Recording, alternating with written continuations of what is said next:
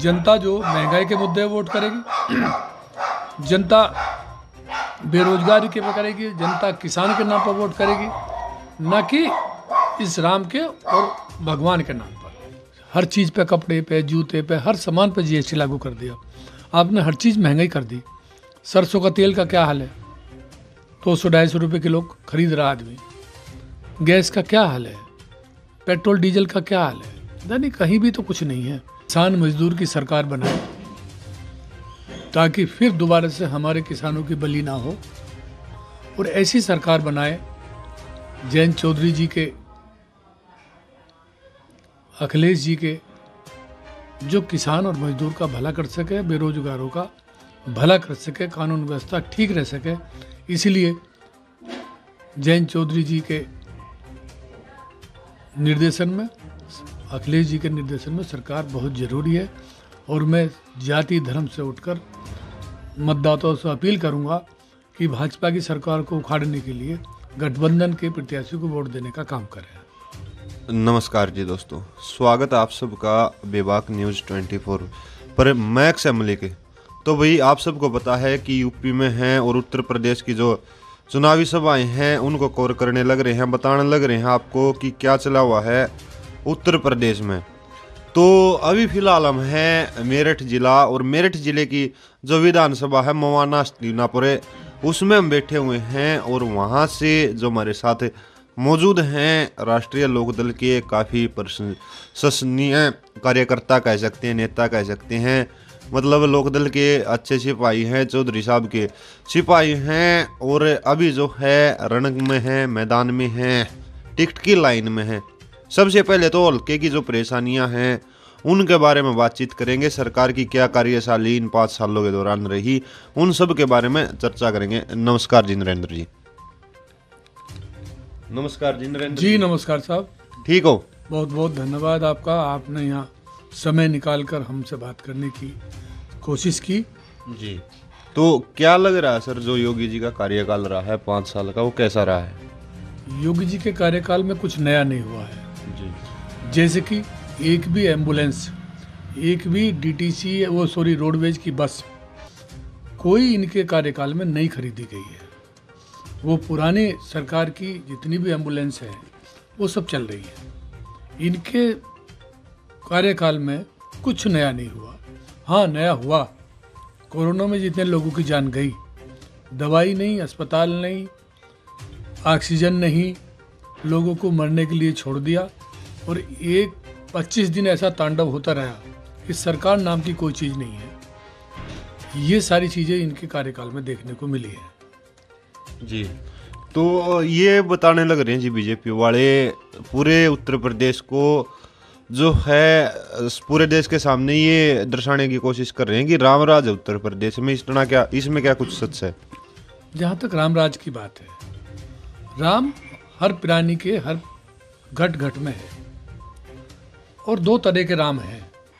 एक राम बीजेपी का राम है जी, जिसके बल पर राजनीति करना चाहते हैं। एक राम गांधी जी का राम है, जिसमें उन्होंने कहा है, जब उनके गोली लगी तो उन्होंने भी हे राम कहा। और एक उनका जो कहा हुआ है, ईश्वर अल्लाह तेरे नाम, सबको सन्मति दे भगवान। एक राम गांधी जी का है जी।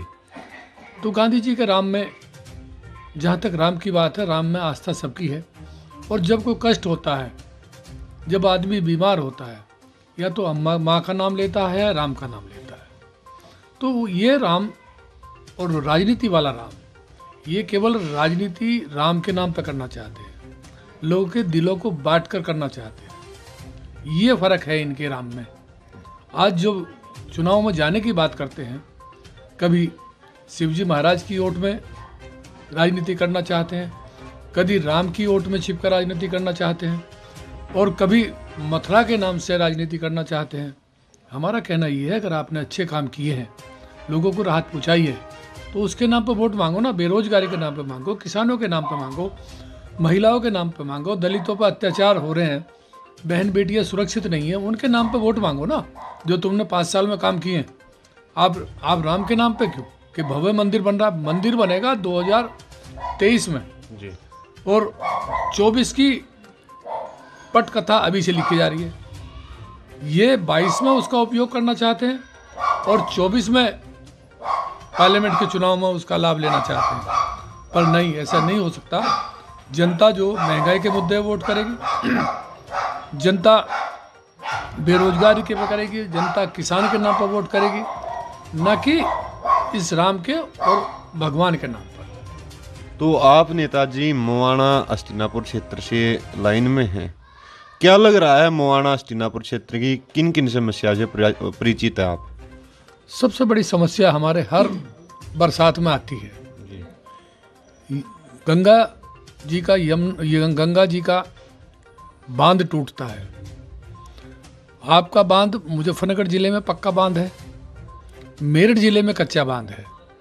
उस पर हर साल 10 करोड़ 20 करोड़ रुपए खर्च होते हैं, पर आज तक पक्का बांध नहीं बना है जी।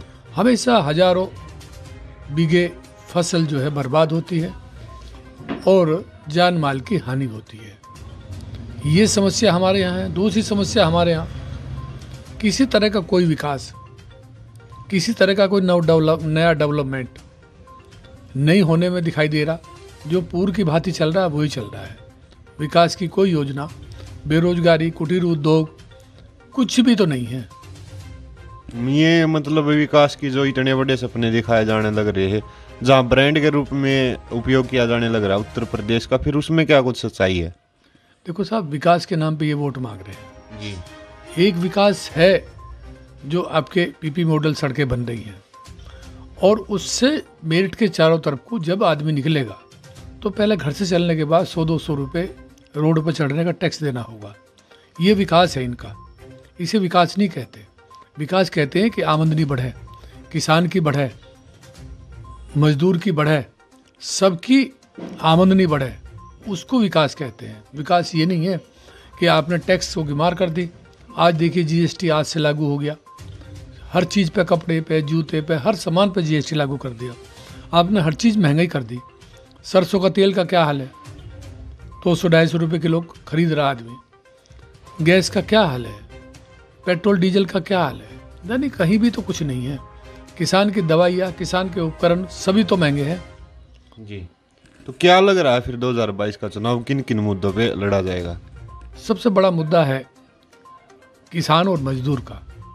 अभी अभी हमारे यहाँ 750 किसानों ने अपनी आहुति दी है और प्रधानमंत्री जी को झुकाने का काम किया है। अगर इन्हें इतनी ही समझदारी थी तो 1 महीने 2 महीने बाद इस बिलों को वापस ले लेते, इतने लोगों की जान तो ना जाती, किसान सफ़र तो ना करता। महंगाई के मुद्दे पर होगा, किसान के मुद्दे पर होगा, जिन बेरोजगारों को इन्होंने सपना दिखाया था उन पे चुनाव होगा, महंगाई पे चुनाव होगा, न कि राम के नाम पे और कृष्ण जी के नाम पे, शिव जी के महाराज पे के नाम पे। आस्था हमारी है, हम भी उनसे बड़े पुजारी हैं, परंतु इसके नाम पे जनता वोट देने वाली नहीं है जी। अब बात करें जी, अगर हम बात करें मुवाना हस्तिनापुर क्षेत्र से काफ़ी सारे लोग टिकट की लाइन में हैं, तो फिर गठबंधन जो है नरेंद्र खजूरी जी को ही टिकट क्यों दे?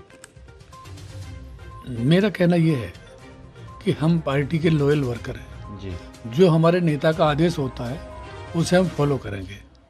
परंतु भाजपा का जो विधायक है वो एक 120 बीघा मुलजिम है आज की तारीख में। जी। भाजपा के जो कारनामे हैं उसके विरोध में लोग वोट करेंगे, जाति बिरादरी से उठकर वोट करेंगे, धर्म से ऊपर उठकर वोट करेंगे, और निश्चित तौर पर जो भी गठबंधन का प्रत्याशी होगा उसे सफलता मिलेगी। उसमें चाहे मैं हूँ क्या मुझसे कोई दूसरा हो। जी। तो लास्ट में जी जो है अपनी हस्तिनापुर मुवाना क्षेत्र की जो जनता है, तो लास्ट में जी जो अपनी हस्तिनापुर मुवाना विधानसभा क्षेत्र की जनता है उसको क्या कुछ संदेश देना चाहोगे? मैं सिर्फ इतना संदेश दूंगा कि किसान मजदूर की सरकार बनाए ताकि फिर दोबारा से हमारे किसानों की बलि ना हो, और ऐसी सरकार बनाए जयंत चौधरी जी के, अखिलेश जी के, जो किसान और मजदूर का भला कर सके, बेरोजगारों का, भला कर सके, कानून व्यवस्था ठीक रह सके। इसलिए जयंत चौधरी जी के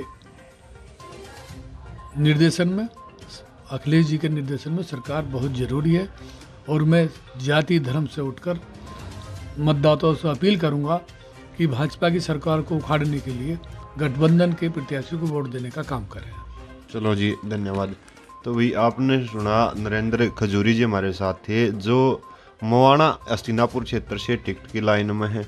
सबसे अच्छी बात है कि उम्मीदवार को जब अपने हल्के की समस्या का पता होता है, वो एक बड़ी अहम जानकारी होती है। अगर कोई भी कहीं से लड़ने जा रहा है तो उसे उस हल्के की समस्याओं की जानकारी जरूर होनी चाहिए। ये पता होना चाहिए कि क्या आवश्यकता हमारे हल्के को है। और सबसे बड़ी समस्या जो बताई गई है, गंगा जो कच्ची है, जो उनका बांध कच्चा है, उससे किसानों को हर साल नुकसान होने लग रहा है। क्योंकि बारिश के समय गंगा हद से ज़्यादा बहती है, उस वक्त बोल रहे हैं कि बांध टूट जाता है और कई हजार एकड़ में जो है नुकसान हो जाता है। तो ये बड़ी समस्या है। और भी सारी समस्याएं गिनवाई। अब ये तो पार्टी और गठबंधन देखेगा कि किसे टिकट देनी है, जनता के हाथ में है, किसे विधायक जो है सुनकर भेजेंगी। बाकी हम अगली वीडियो में फिर मिलेंगे। जय जवान, जय किसान, जय हिंदुस्तान।